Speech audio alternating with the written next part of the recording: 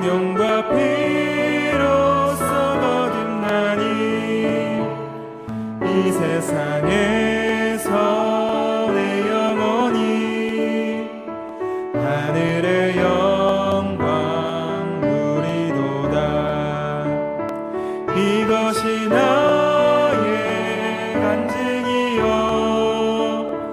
이것이 나의 찬송일세. 나 사는 동안 끊임없이 구주를 찬송하리로다. 온전히 주께 맡긴 내 영, 사랑의 음성을 듣는 중에 천사들 왕래하는 것과 하늘의 영광 보리로다. 이것이 나의 간증이요 이것이 나의 찬송일세.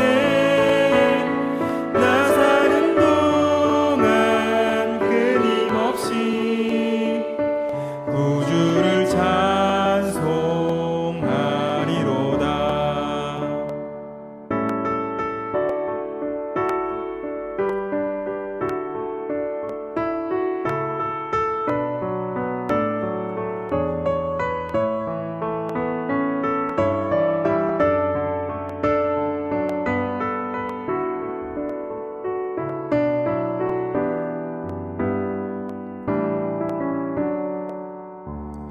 주 안에 기쁨 누림으로 마음의 풍랑이 잠잠하니 세상과 나는 간 곳 없고 구속한 주만 보이도다. 이것이 나의 간증이요 이것이 나의 찬송일세. 나 사는 동안 끊임없이 구주를 찬송하리로다.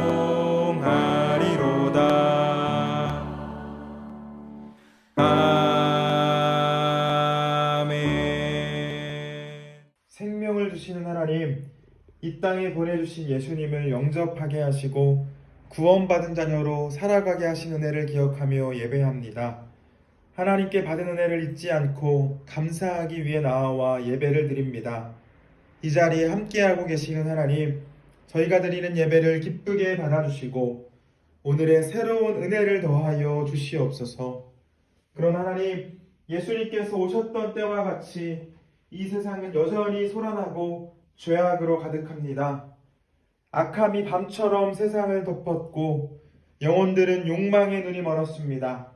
거짓 환상이 진리를 가리고 미움과 시기는 그치지 않으며 각 처에서는 다툼과 폭력이 계속됩니다. 오시는 주님을 기다리고 그 길을 예비하는 시기이지만 여전히 자신만의 기대에 머무르고 자기의 길에만 열중하는 저희의 모습도 봅니다. 주님, 긍휼히 여겨주셔서 저희의 교만한 생각을 흩어주시고 주님께서 기뻐하실 삶으로 인도해 주시옵소서. 하나님, 다시 오신다는 약속을 흔들림 없이 신뢰하며 고요히 기다리는 믿음을 구합니다. 기다림의 삶을 살지만 때때로 실망하고 넘어지는 저희를 불쌍히 여겨주시고 저희의 생각과 기대 안에 주님을 가두는 것이 아닌 구원하실 하나님의 뜻을 구하며 살게 하여 주시옵소서. 교회를 위해 기도합니다. 작지만 강한 교회가 되게 하시고 하나님의 뜻을 살아내는 교회로 인도해 주시옵소서. 교회 안에 건강한 공동체를 세워갈 수 있도록 도와주셔서 사랑과 섬김으로 서로를 일으키는 공동체가 되게 하시고 분열과 다툼이 아닌 기쁨과 웃음이 가득한 평화의 공동체로 인도해 주시옵소서. 예배당을 위해 기도하는 것 아십니다. 저희가 기도하는 것보다 더 좋은 것을 주실 주님의 역사를 기대하오니 은혜를 베풀어 주시옵소서. 기도를 들으시는 하나님께 간구합니다. 저희의 무너진 곳을 일으켜 주시고 삶의 자리마다 기쁨의 기름이 있게 하시며 의의 나무와 같이 저희를 굳건하게 세워 주시옵소서. 오늘도 주실 은혜를 사모합니다. 주시는 말씀 안에서 확신을 주시고 믿음으로 승리하는 삶을 살아갈 수 있도록 인도해 주시옵소서. 길과 진리요 생명 되신 예수님의 이름으로 기도드립니다. 아멘. 하나님께서 오늘 우리에게 주신 말씀 창세기 41장 37절에서 43절입니다. 바로와 그의 모든 신하가 이 일을 좋게 여긴지라. 바로가 그의 신하들에게 이르되 이와 같이 하나님의 영에 감동된 사람을 우리가 어찌 찾을 수 있으리요 하고 요셉에게 이르되 하나님이 이 모든 것을 내게 보이셨으니 너와 같이 명철하고 지혜 있는 자가 없도다. 너는 내 집을 다스리라. 내 백성이 다 내 명령에 복종하리니 내가 너보다 높은 것은 내 왕좌뿐이니라. 바로가 또 요셉에게 이르되 내가 너를 애굽 온 땅의 총리가 되게 하노라 하고 자기의 인장 반지를 빼어 요셉의 손에 끼우고 그에게 세마포 옷을 입히고 금 사슬을 목에 걸고 자기에게 있는 버금 수레에 그를 태우매 무리가 그의 앞에서 소리 지르기를 엎드리라 하더라. 바로가 그에게 애굽 전국을 총리로 다스리게 하였더라. 아멘. 지난주까지 밤잠을 제대로 못 자게 했던 우리나라의 월드컵이 끝났습니다. 기적적으로 조별 예선을 통과해서 16강에 진출했지만 이 축구로는 세계 최고인 브라질을 만나서 아쉽게 패배하고 떨어졌습니다. 이번에 우리나라 대표팀 선수들이 정말 잘해 주었죠. 이 최고의 선수에 대한 생각은 다 다를 수 있지만 저는 손흥민 선수가 있었기 때문에 우리나라가 좋은 성적을 내지 않았나라는 생각을 합니다. 지난 시즌 이 영국 프리미어리그 득점왕 출신으로 집중 견제를 받아서 기회가 많이 오지는 않았지만 그럼에도 대표팀의 주장으로서 선수들을 잘 이끌고 또 필요한 순간마다 좋은 움직임을 보여주었습니다. 손흥민 선수가 세계적으로 위대한 선수가 되면서 그가 어렸을 때부터 받았던 훈련들이 소개가 되었는데 손흥민 선수는 아버지로부터 훈련을 받았다고 합니다. 그런데 이 아버지가 얼마나 독하게 훈련을 시켰는지 당이 떨어져서 몸이 움직일 수 없는 상태까지 훈련을 시켰다고 합니다. 아들들을 훈련시키는 모습을 보면서 사람들은 그 손흥민 선수의 아버지에게 혹시 의붓 아버지 아니냐라는 소리를 했고 또 혼을 너무 내서 이 옆집 할머니가 경찰에 신고도 하려고 했다고 합니다. 손흥민 선수의 아버지는 이 선수가 초등학생 때나 또 프로 선수가 되었을 때나 눈이 오나 비가 오나 하루의 쉼도 없이 매일 훈련을 하도록 했고 그렇게 손흥민 선수는 이 기본기가 가장 탄탄한 세계적인 선수가 되었습니다. 인내는 쓰고 열매는 달다라는 말이 있는 것처럼 지옥 같은 훈련을 인내로 견뎌낸 결과 세계적인 선수가 되었고 이번 월드컵에서도 주장과 또 팀의 에이스로서 좋은 성적으로 이끌었습니다. 오늘 성경에도 고난을 모두 이겨내고 달콤한 열매를 맛본 인물이 소개됩니다. 그는 야곱의 아들 요셉으로 당시 가장 강한 제국이었던 이집트의 두 번째 서열, 곧 이 제국의 총리의 자리에 오릅니다. 결과를 봤을 때 요셉은 부러울 것 없는 지위에 올랐지만 그가 애굽의 총리가 되는 과정은 결코 쉽지 않았습니다. 그에게는 이유를 알 수 없는 고난이 수없이 찾아왔고 요셉은 찾아온 고난을 하나님의 도움으로 모두 이겨낸 후에야 그 자리에 오를 수 있었습니다. 오늘은 요셉이 어떻게 고난을 극복할 수 있었는지 하나님께서는 요셉의 삶을 어떻게 인도해 주셨는지 말씀을 나누려고 합니다. 바라기는 나누는 말씀을 통해 고난을 만난 그리스도인이 어떤 태도를 보여야 하는지 그때 어떤 결과를 만날 수 있는지를 기억하셔서 하나님의 도움으로 승리한 요셉과 같이 승리의 삶을 살아가는 우리 모두가 되길 축복합니다. 야곱은 4명의 여인을 통해 많은 아이를 얻었습니다. 야곱은 라헬을 사랑했지만 삼촌 라반은 라헬 대신 레아를 야곱과 결혼시켰고, 라헬을 포기할 수 없었던 야곱은 또 한 번의 대가를 치르기로 약속하고 라헬을 얻습니다. 처음 시작부터 비상식적인 이 가정은 이후에 보여지는 삶의 모습들도 정상적이지 않았는데, 레아와 라헬은 자녀, 특별히 아들을 낳아서 남편의 사랑을 독차지하려 했고, 이 경쟁이 치열해져서 각각 자신의 몸종을 통해서도 아이를 얻습니다. 결국 야곱은 4명의 여인을 통해 아들 12명과 딸 1명을 얻습니다. 비정상적인 가정이 꾸려진 것이죠. 한 가정의 아내, 이 자녀들이 엄마라고 부르는 사람이 4명입니다. 그리고 배다른 자녀가 총 13명입니다. 이삭과 리브가, 그의 자녀로 에서와 야곱만 있었던 그 작은 가정에서도 수많은 문제가 있었는데, 이 야곱의 가정에는 문제가 없을 수 있었겠습니까? 서로가 남편에게, 부모에게 사랑을 받기 위해 노력하며 경쟁했는데, 그 과정 가운데 다른 사람을 시기하고 질투하는 마음이 드는 것은 당연합니다. 이때 야곱은 불난 집에 기름을 붓는 것과 같은 태도를 보였는데, 야곱은 13명의 자녀들 중에 한 명의 아들, 자신이 가장 사랑했던 여인인 그 라헬이 낳은 아들인 요셉만을 사랑했습니다. 창세기 37장 2절 말씀 보겠습니다.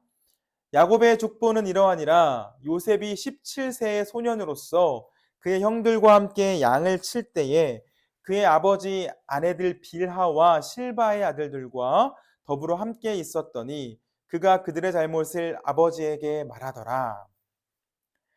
성경은 야곱의 족보라 말하면서 요셉의 이야기를 시작하는데, 말씀을 보면 요셉의 형들과 함께 있는 장면을 소개할 때 아버지의 아내들, 빌하와 실바의 아들들이라는 표현이 사용됩니다.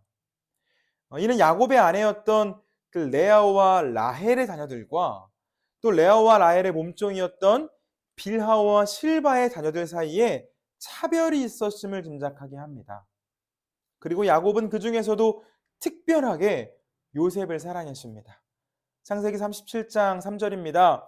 요셉은 노년에 얻은 아들이므로 이스라엘이 여러 아들들보다 그를 더 사랑하므로 그를 위하여 채색옷을 지었더니.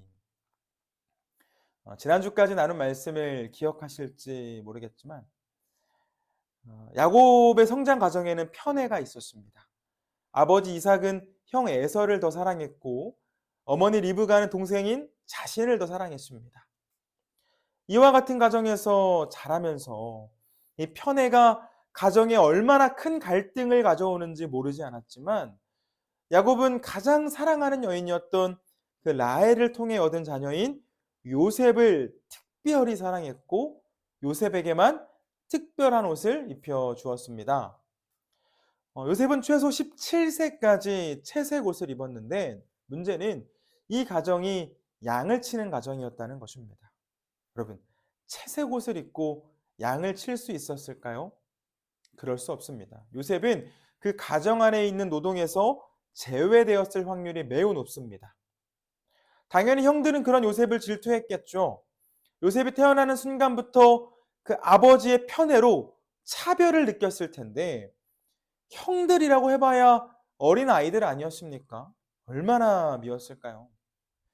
얼마 전에 제가 이 둘째 온유를 씻기고 저희 아내가 첫째 사랑이를 씻겼는데, 온유가 먼저 다 씻어서 방으로 데려와서 로션을 발라주고 있는데, 조금 늦게 온 사랑이가 제가 온유에게 로션 발라주는 것을 한참 보더니 닭똥 같은 눈물을 뚝뚝 흘리면서 왜 자기는 로션을 안 발라주냐고 말했던 적이 있습니다.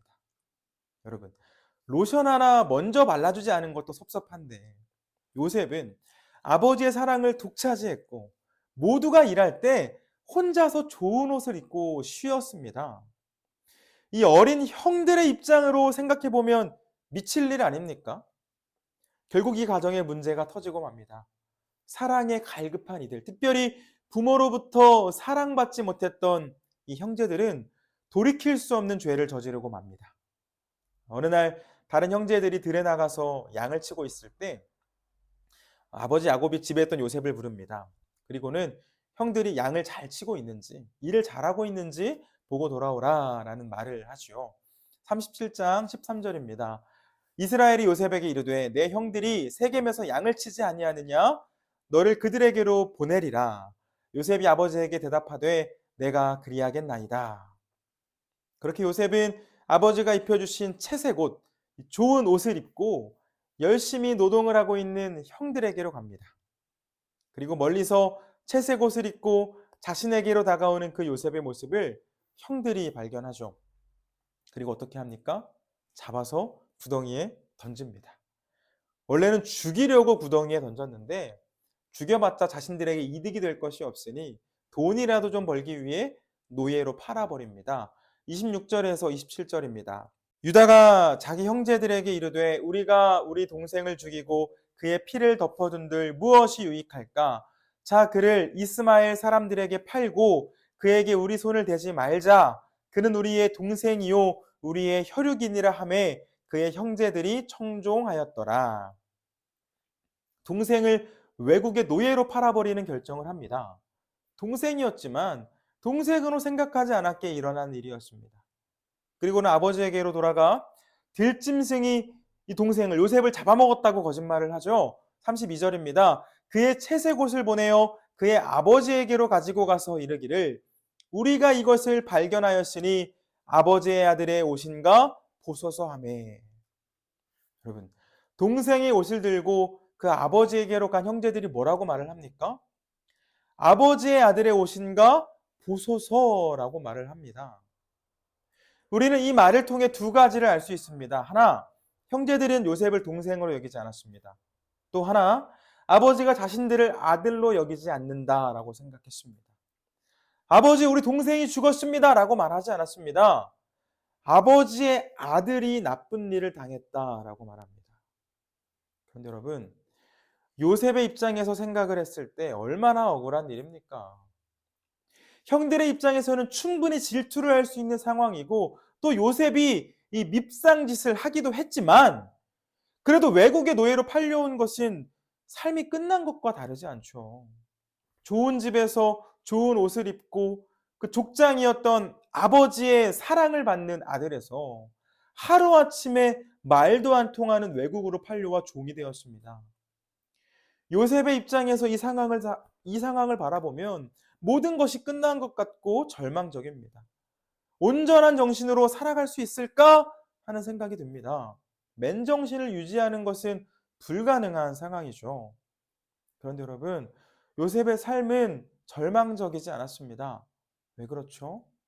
하나님께서 요셉과 함께 해주셨기 때문입니다. 39장 2절 말씀 봅니다. 여호와께서 요셉과 함께 하심으로 그가 형통한 자가 되어 그의 주인 애굽 사람의 집에 있으니. 하나님께서는 요셉과 함께 하셨고 그에게 형통을 주셨다고 말합니다. 여기서 형통은 모든 일이 뜻대로 잘 되어 가다라는 사전적인 의미를 갖고 있습니다. 그런데 지금 형통이라는 이 단어가 요셉에게 어울립니까? 요셉의 상황만 보면 절망이 더 어울립니다. 형통이 아니라 절망스러운 나날입니다.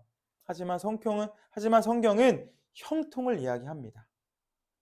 이어서 살펴보겠지만 성경이 말하는 형통과 세상이 말하는 형통에는 차이가 있습니다. 세상은 일이 잘 풀리고 높은 자리에 올라서 승승장구하는 것을 형통이라 말하지만 성경은 상황이 어떠하든 하나님께서 함께 하시는 것을 형통이라고 말합니다. 하나님께서는 지옥과 같은 삶을 살아가는 그 요셉과 함께 하셨고 요셉의 삶을 이끌어 주셨습니다. 여러분, 하나님께서 요셉과 함께 하심으로 그 형통의 복을 주시자 요셉의 일들이 풀리기 시작합니다. 3절에서 5절 말씀 보겠습니다. 그의 주인이 여호와께서 그와 함께 하심을 보며 또 여호와께서 그의 범사에 형통하게 하심을 보았더라. 요셉이 그의 주인에게 은혜를 입어 섬김에 그가 요셉을 가정 총무로 삼고 자기의 소유를 다 그의 손에 위탁하니 그가 요셉에게 자기의 집과 그의 모든 소유물을 주관하게 한 때부터 여호와께서 요셉을 위하여 그 애굽 사람의 집에 복을 내리심으로 여호와의 복이 그의 집과 밭에 있는 모든 소유에 미친지라. 하나님을 믿지 않는 사람의 눈에도 요셉의 형통이 보였습니다. 보디발은 하나님을 믿는 자가 아니었지만 요셉을 보며 살아계신 그 하나님의 도우심을 인정하지 않을 수 없었습니다. 그렇게 요셉은 더 많은 일을 감당하게 되었고 하나님께서는 요셉이 속해 있는 보디발의 집에도 많은 복을 내려 주셨습니다. 시간이 지날수록 보디발은 요셉을 신뢰했고 더 많은 것을 맡깁니다. 자신이 먹는 음식 외에는 아무것도 간섭하지 않을 정도로 요셉의 지위를 높입니다. 분명 요셉의 상황은 절망적인 상황이지만 그럼에도 조금은 살맛나는 상황이 갖추어진 것입니다. 그런데 예상치 못한 문제가 요셉을 다시 찾아옵니다. 요셉은 용모가 빼어난 사람이었고 그런 요셉을 주인집의 아내가 유혹합니다. 그러나 요셉은 그 유혹에 넘어가지 않죠. 보디발이 집안의 모든 소유를 자신에게 다 위탁했지만 아내만은 금했는데 어떻게 자신이 그럴 수 있냐며 거절합니다. 동시에 하나님께 죄를 지을 수 없다고 말하는 것을 볼 수가 있습니다. 9절입니다. 이 집에는 나보다 큰 이가 없으며 주인이 아무것도 내게 금하지 아니하였어도 금한 것은 당신뿐이니 당신은 그의 아내임이라. 그런즉 내가 어찌 큰 악을 행하여 하나님께 죄를 지으리이까. 요셉의 거부는 보디발과의 신의를 지킨 결정이었고 하나님께서 기뻐하실 선택을 한 순간이었습니다. 그런데 여러분, 결과가 어떻습니까? 화가 난 보디발의 아내는 요셉에게 누명을 씌워서 감옥으로 보내버립니다. 유혹을 한 것은 자신인데 오히려 요셉이 자신을 겁탈하려 했다면서 누명을 씌웁니다. 17절에서 18절입니다. 이 말로 그에게 말하여 이르되 당신이 우리에게 데려온 히브리 종이 나를 희롱하려고 내게로 들어왔으므로 내가 소리질러 불렀더니 그가 그의 옷을 내게 버려두고 밖으로 도망하여 나갔나이다. 이 말에 보디발이 움직입니다. 20절입니다. 이에 요셉의 주인이 그를 잡아 옥에 가두니 그 옥은 왕의 죄수를 가두는 곳이었더라. 요셉이 옥에 갇혔으나 요셉을 감옥에 가두어 버립니다. 여러분, 분명 선을 행했는데 악이 돌아왔습니다. 억울하게 노예로 팔려와서 삶을 포기할 법도 한데 요셉은 하나님을 바라보며 최선을 다했습니다. 신앙적으로 죄를 짓지 않기 위해 노력했을 뿐만 아니라 윤리적으로도 죄를 짓지 않으려고 노력했습니다. 주어진 일에 최선을 다했고 그를 통해 주인의 집에도 복이 찾아왔습니다. 그런데 그에게 돌아온 것은 상급이 아니라 고난이었습니다. 기가 막힐 일이죠. 여러분, 이 땅에서 살아가다 보면 교회도 열심히 다니고 봉사도 열심히 하고 이웃도 열심히 섬기는데 왜 내게 어려움이 찾아오나? 왜 믿지 않는 사람들은 잘 사는데 나는 이렇게 어려운 삶을 살아야 하나? 하는 생각이 찾아옵니다. 하나님을 의심하기도 하죠. 기억하시길 바랍니다. 우리에게 찾아오는 고난, 하나님의 부재가 아닙니다. 아담과 하와의 범죄 이후 사람들은 타락한 세상에서 살아가게 되었습니다. 곧 하나님께서는 우리를 버려두신 것이 아니라 타락한 우리 인간들이 만들어낸 결과이며 이와 같은 세상에서의 고난은 불가피합니다. 그러므로 우리가 해야 할 일은 하나님의 부재를 의심하며 하나님을 원망하는 것이 아닌 타락한 세상 가운데에서도 우리를 살리시며 도우시는 하나님을 바라보는 일입니다. 요셉은 그렇게 했습니다. 요셉은 아주 억울하게 감옥에 갇히게 되었지만 하나님 바라보았고 그 안에서 주어진 일을 성실하게 감당했습니다. 그러자 이 보디발의 집에 있을 때 형통의 은혜를 주신 하나님께서는 이번에도 함께 하심으로 요셉이 하는 일이 잘 되게 하십니다. 21절에서 23절입니다. 여호와께서 요셉과 함께 하시고 그에게 인자를 더하사 간수장에게 은혜를 받게 하심에 간수장이 옥중 죄수를 다 요셉의 손에 맡김으로 그 재반 사물을 요셉이 처리하고 간수장은 그의 손에 맡긴 것을 무엇이든지 살펴보지 아니하였으니 이는 여호와께서 요셉과 함께 하심이라. 여호와께서 그를 범사에 형통하게 하셨더라. 아멘. 종살이 중에 형통의 은혜를 받은 요셉은 옥살이 중에도 동일한 하나님의 은혜를 받았습니다. 사람들은 요셉을 고난으로 몰았지만, 타락한 세상은 요셉에게 고난을 주었지만 하나님께서는 요셉과 함께 해주셨고 요셉에게 형통의 은혜를 더해 주셨습니다. 결국 하나님께서는 놀라운 방법으로 이 요셉을 감옥에서 꺼내 주셨을 뿐만 아니라 이 이집트의 총리로 세워서 이집트뿐만 아니라 이집트 주변 나라들의 어려움을 극복하게 하십니다. 오늘 본문의 말씀 다시 한번 읽겠습니다. 41장 37절에서 43절입니다.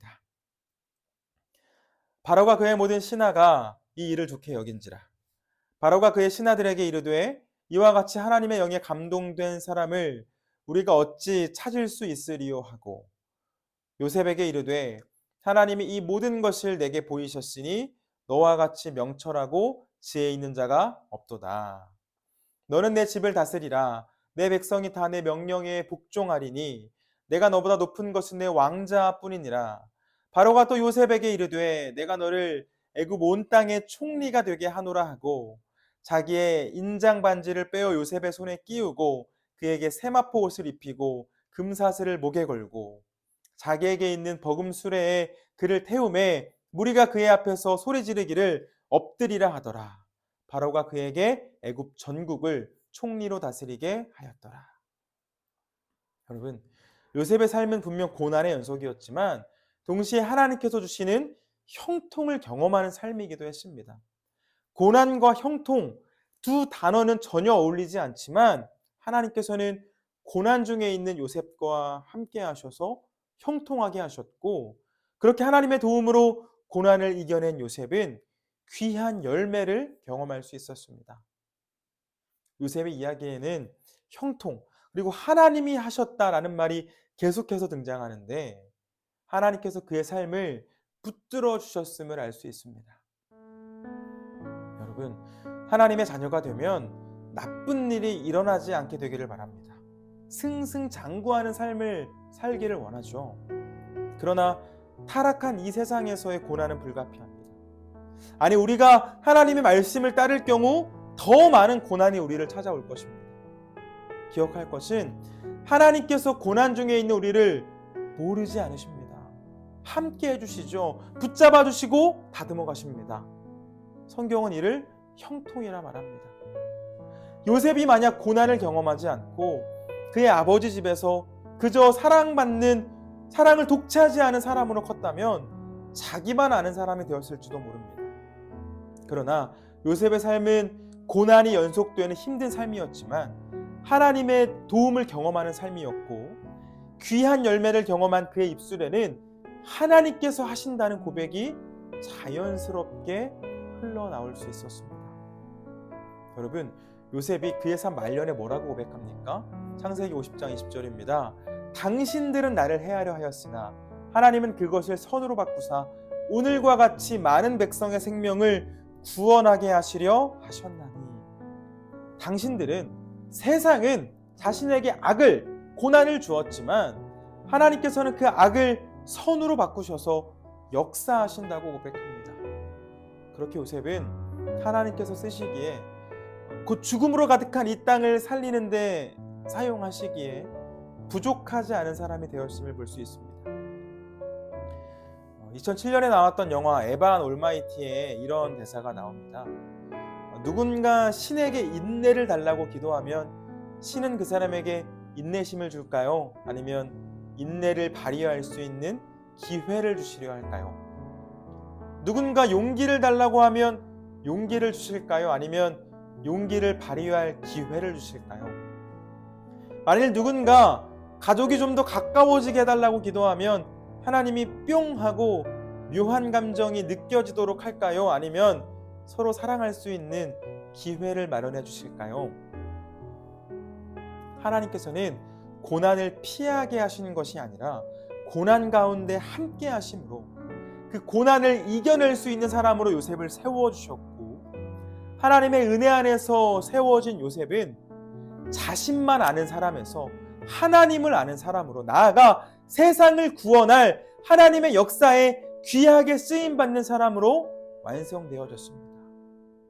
여러분, 세상은 우리에게 고난을 줍니다.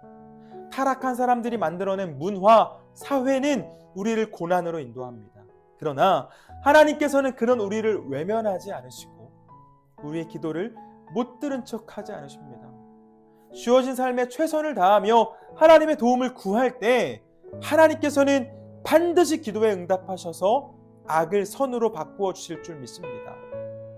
주어진 삶에 최선을 다하며 하나님의 형통을 구할 때 하나님께서는 반드시 기도에 응답하셔서 저희를 온전한 하나님의 사람으로 완성하시고 당신의 귀한 역사에 사용해 주실 줄 믿습니다.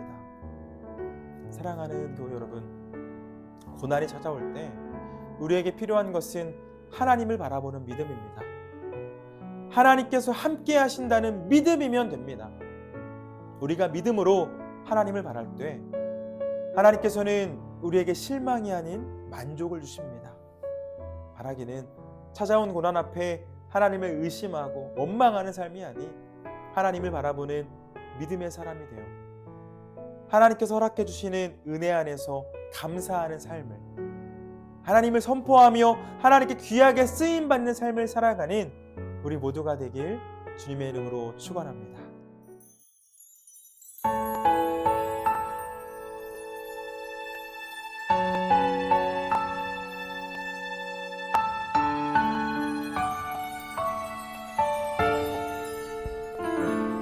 나의 힘이 되신 여호와여, 내가 주님을 사랑합니다. 주는 나의 반석이시며 나의 요새시라. 나의 힘이 되신 여호와여, 내가 주님을 사랑합니다. 주는 나의 반석이시며 나의 요새시라. 주는 나를 건지시는 나의 주, 나의 하나님, 나의 피할 바위시요 나의 방패시라.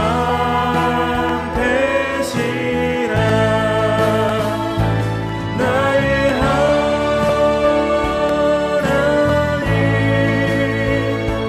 나의 하나님,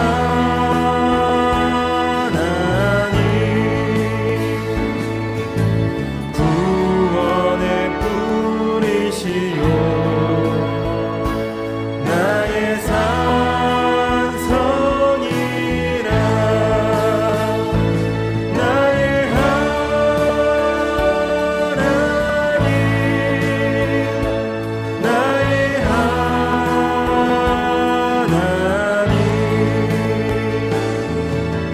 그는 나의 여호와, 나의 구세주,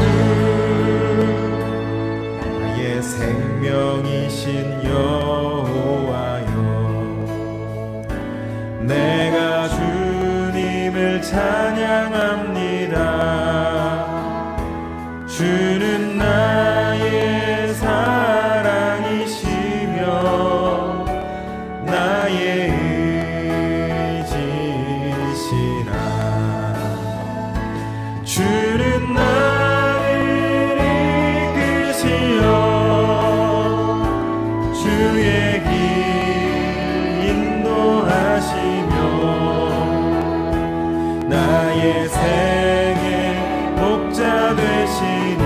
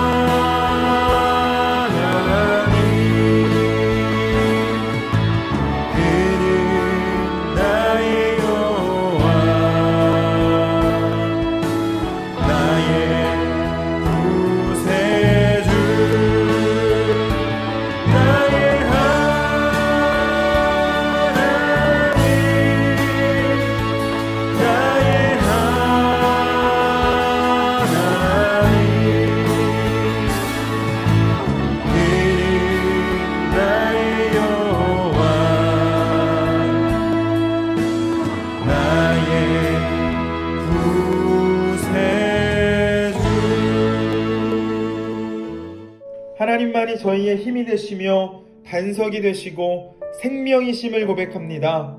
이 세상은 저희에게 고난을 주지만 하나님께서는 악을 선으로 바꾸시어 형통과 평안으로 지켜주심을 믿습니다. 또 찾아온 고난을 다 이겨낸 후에는 귀한 열매도 예비되어 있음을 믿습니다. 고난 앞에서 누군가를 원망하기보다 하나님을 바라보며 주어진 일을 성실하게 감당했던 요셉의 삶을 기억합니다. 바라오니 요셉에게 주셨던 신실함을 저희에게도 허락해 주셔서 상황과 상관없이 믿음의 눈을 들어 하나님을 바라보게 하시고 하나님께서 쓰시기에 온전한 사람이 되어 구원의 역사를 이루어가는 저희 모두로 인도해 주시옵소서. 기도하는 사람이 승리한다는 것을 저희 삶을 통해 증거하게 하시고 주님께 영광 돌리는 삶이 되어질 수 있도록 인도해 주시옵소서. 이번 한 주간도 예배로 시작하는 저희를 기억하여 주시고 주님의 인도하심을 따르는 삶으로 인도해 주시옵소서. 지금은 우리 주 예수 그리스도의 은혜와 아버지 하나님의 놀라운 사랑과 내주하는 성령님의 인도하심이 고난의 때에 함께해 주시는 하나님의 은혜 안에서 형통한 삶을 살아가기를 원하는 예배하는 당신의 모든 자녀들 위에 그리고 그들의 가정 위에 저희가 사랑하는 이 표선 땅과 제주 땅 위에 지금부터 영원토록 함께해 주시길 간절히 축원하옵나이다. 아멘.